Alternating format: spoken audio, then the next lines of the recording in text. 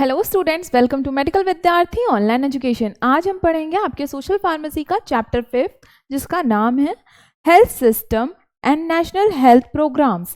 आपको नाम से ही समझ में आ रहा होगा कि इसमें हम हेल्थ सिस्टम मीन्स हेल्थ से रिलेटेड जो भी हमारे देश में प्रणाली चलती है, मीन्स किस किस लेवल पे क्या क्या सिस्टम्स हैं, कैसे क्या फॉलो करना है, और गवर्नमेंट की तरफ से जो पॉलिसीज़ बनती हैं, योजनाएं बनती हैं, प्रोग्राम्स आते हैं जो हमारे लिए बेनिफिशियल होते हैं, उन सब प्रोग्राम्स के बारे में पढ़ेंगे। तो फर्स्टली हम देखेंगे health system. Health system India में कैसे है, मेनली प्राइमरी मतलब कि एक प्राइमरली अपने कंट्री में 3 लेवल पे हेल्थ सिस्टम डिवाइडेड है।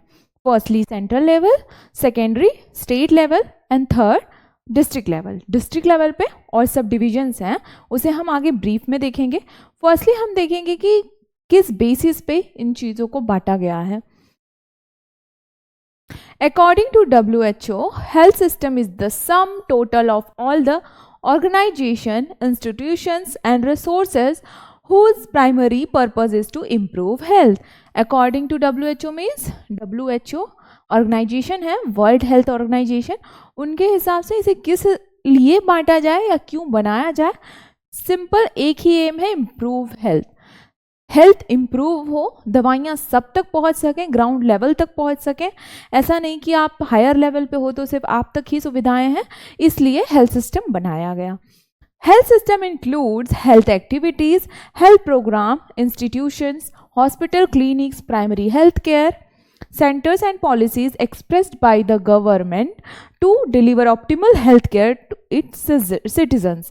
Means प्रत्येक नागरिक तक सारी सुविधाएं, प्राथमिक जो भी सेवाएं होती हैं, एक फर्स्ट एड होता है या फिर जो भी एडमिट करना है पेशेंट को, तो वो सारी चीज़ें सुविधाएं उपस्थित हों उस एरिया में, लाइक ग्रामीण एरिया में हॉस्पिटल्स, क्लिनिक, सारी चीज़ें हों, इसलिए भी हेल्थ सिस्टम इम्पॉर्टेंट है। Health system should be convenient, well organised, economical and good quality. अब हेल्थ सिस्टम में किस किस बातों का ध्यान रखा गया है या फिर हेल्थ सिस्टम में क्या चीज़ें ज़रूरी हैं, किसे मतलब कि मद्देनज़र रखते हुए हेल्थ सिस्टम को बनाया गया। कन्वीनियंट होना चाहिए सबके लिए, मीन्स कोई एक एजुकेटेड है, अनएजुकेटेड है, दोनों के लिए कन्वीनियंट हो। वेल ऑर्गेनाइज्ड हो, वेल ऑर्गेनाइज्ड होना चाहिए। इकोनॉमिकल, मीन्स किसी का फाइनेंशियल बैकग्राउंड स्ट्रॉन्ग है, किसी का वीक है, तो इकोनॉमिकल हो, मीन्स सारे लोग उसको अफोर्ड कर सकें। और गुड क्वालिटी ऑफ लाइफ। तो इन सब चीज़ों को ध्यान में रखते हुए अपने कंट्री में हेल्थ सिस्टम को बनाया गया। Organisation and administration of health system in India. अब इसमें हम क्या पढ़ेंगे, जैसे कि मैंने बताया कि ऑर्गेनाइजेशन क्या क्या डिवाइड किया गया सेंट्रल लेवल पे, हमारे स्टेट लेवल पे, डिस्ट्रिक्ट लेवल पे, तो उसके बारे में। Firstly India is a new union, 29 state and 7 union territories. आप सबको भी पता है टोटल हमारे देश में कितने प्रदेश हैं, 29, और उसमें से 7 केंद्र प्रशासित राज्य हैं जो कि केंद्र द्वारा चलाए जाते हैं। Under the Constitution of India, the states are largely independent in matters relating to the delivery of health care to the people. Means large scale पे स्टेट ही देखता है हेल्थ सिस्टम का, मतलब कि एक तरीके से कहते हैं ना रेगुलेट करना, वो स्टेट ही रेगुलेट करता है, बट उसके लिए पॉलिसीज़ बनाना, गाइडलाइंस मेंटेन करना और सारी चीज़ें रेगुलेशन प्रॉपर तरीके से हो रही हैं या नहीं हो रही हैं, उसे कौन चेक करता है, केंद्र सरकार, मतलब स्टेट नहीं, central level. Each state therefore has developed its own system of healthcare delivery independent of the central government. The central responsibility consists mainly of policy making, planning, guiding, assisting, evaluating, coordinating and the work of the state with the health ministers of the state. Like जैसे कि मैंने बताया, policies बनाना, guidance देना और coordination maintain रखना, और ये सब किसके द्वारा देखती है, केंद्र सरकार। सारे प्रदेश में हेल्थ मिनिस्टर्स नियुक्त किए जाते हैं, आपको पता ही होगा, जो कि पॉलिटिशियंस भी होते हैं प्लस हमारे सिस्टम में भी काम करते हैं। So that health service cover every part of the country and no lags behind the for the services, means कोई भी कमी नहीं छूटती या ना छूट पाए, इस चीज़ का भी ध्यान रखते हैं।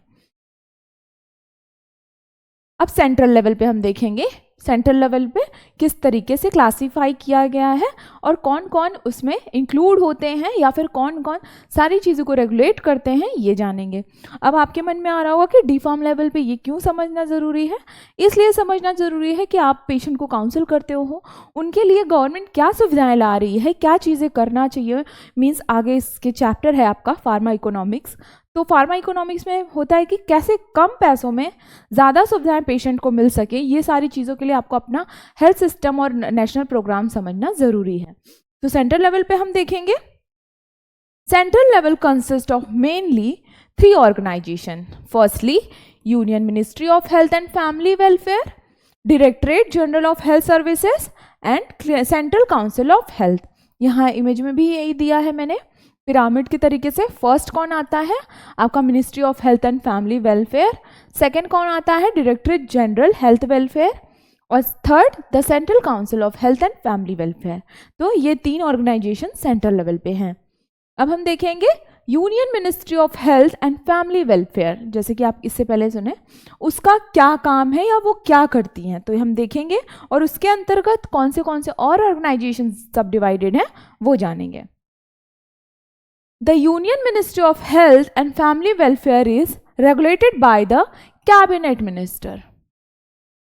A Minister of State, Deputy Health Minister and the Deputy Health Minister, they are politically appointed to serve dual role, political as well as administrative duty. इन्हें पॉलिटिकली अपॉइंट किया जाता है। आपको पता ही होगा कि इन सरकार का मतदान होता है, चुनाव कराए जाते हैं, फिर उन्हें वो पॉलिटिकल तो होते हैं एज वेल एज एडमिनिस्ट्रेशन में भी उनकी ड्यूटी होती है, उनका रोल होता है।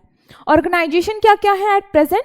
The union health ministry consist following departments. Following departments में कौन से हैं?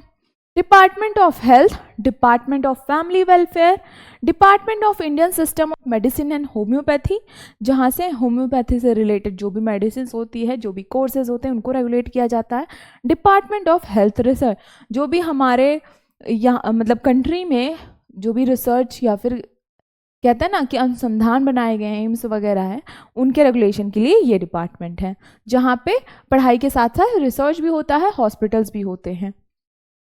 इसी के साथ ये टॉपिक यहीं पे क्लोज करते हैं। नेक्स्ट लेक्चर में हम न्यू टॉपिक के साथ मिलेंगे। Thank you.